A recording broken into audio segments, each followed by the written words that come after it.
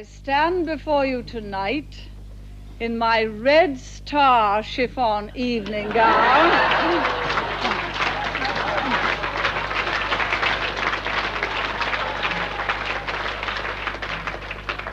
My face softly made up and my fair hair gently waved.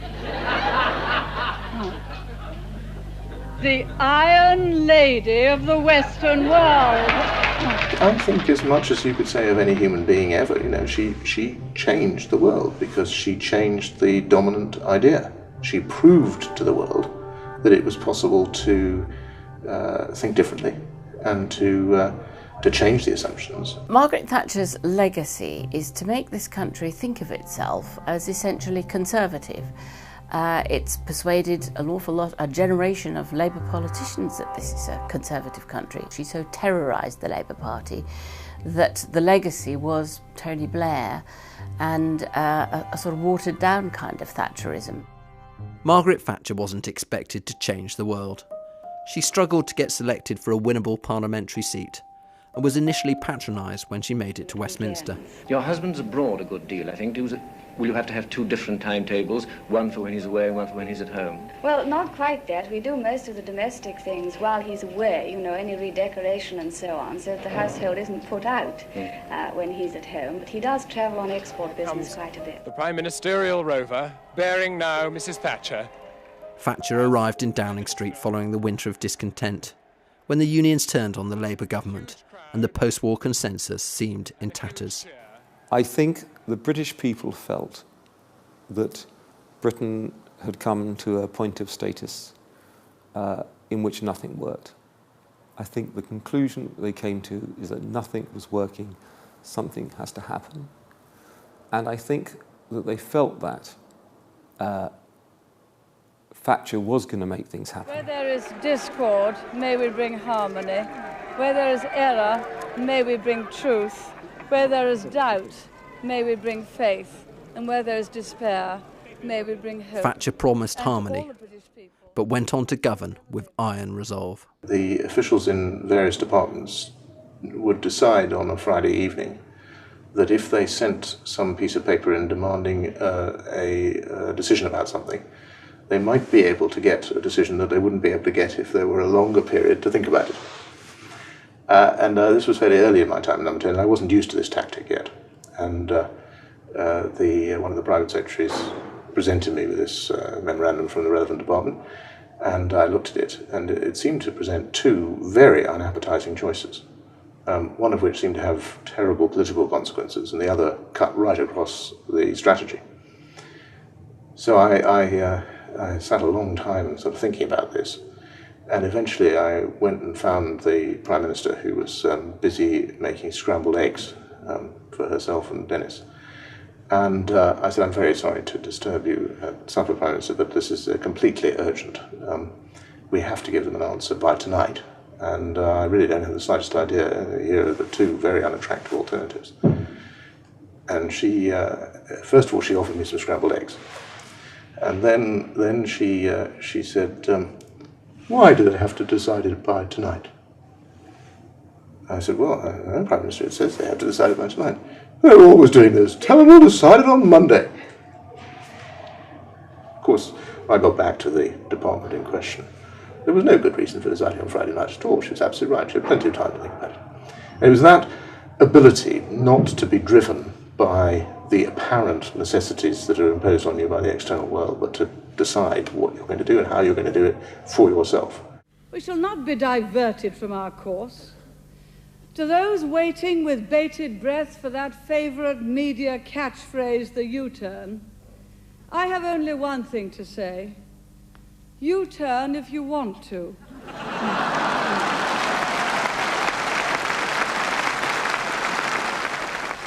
The ladies not for turning. Thatcher believed Britain needed shock economic therapy. Unemployment reached record levels, while an austerity budget further cut public spending. Unrest turned into violence in the inner cities. Margaret Thatcher was an absolute catastrophe for the social well-being of this country. She split the country right down the middle in a way that it really hadn't been politically in the past. on social mobility, it slipped right backwards. We'd had since 1900 a story of gradual progress towards the most equal moment we ever were at the end of the 70s. By then, only 1 in 7 children was poor. By about 1983, 1 in 3 children became poor. The sudden eruption of much greater poverty, much greater inequality, from which we've never recovered. Gentlemen, I've just heard that the white flag is flying over Stanley. Victory in the Falklands resuscitated Thatcher's popularity. She went on to lead the Conservatives to a landslide election victory. With Argentina defeated, Thatcher turned her attention to a new enemy.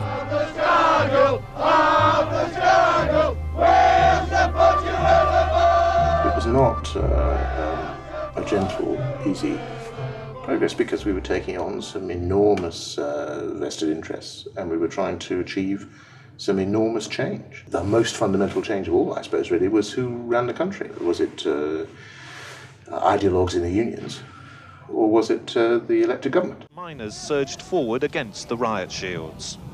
Policemen hit out with truncheons under a barrage of stones and missiles.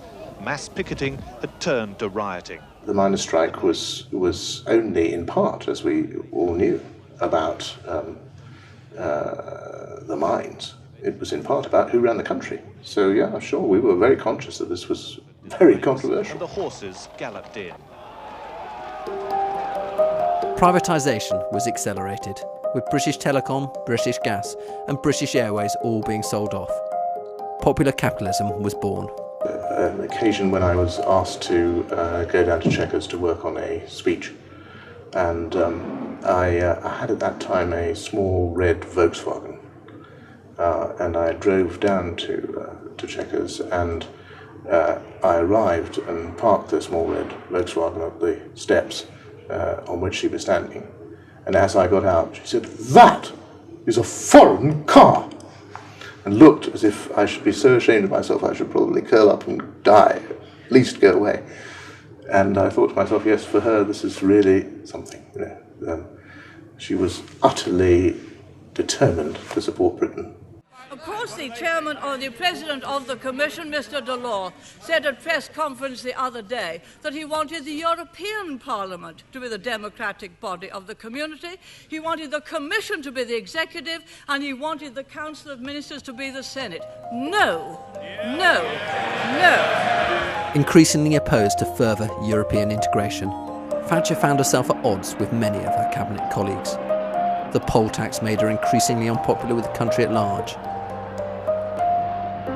Weakened, she was challenged for the leadership. Naturally, very pleased that I got more than half the parliamentary party, and disappointed that it's not quite enough to win on the first ballot. So I confirm it is my intention to let my name go forward for the second ballot. Undefeated in the first round of voting, she was eventually convinced by her cabinet that she would lose in the second. She stood down and left Downing Street in tears. Ladies and gentlemen, we're leaving Downing Street for the last time after 11 and a half wonderful years, and we're very happy that we leave the United Kingdom in a very, very much better state than when we came here 11 and a half years ago. Before Margaret Thatcher came to power, you waited 6, 12, 18 months for a telephone in this country. She changed that. And that was true through whole swathes of what had become decaying, monopolised, uncompetitive industries that we were trying to turn into modern marketplaces that meant that people could actually get what they wanted. And of course that's now become political consensus. Margaret Thatcher's most important influence in some ways was a surprising one, that she was no feminist, and she wouldn't allow any interviewers to ask her questions about what it meant being a woman in politics.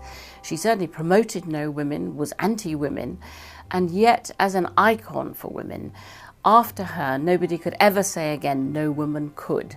The verdict of history on her will be mixed.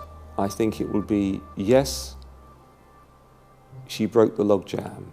Yes, She made a country that seemed ungovernable.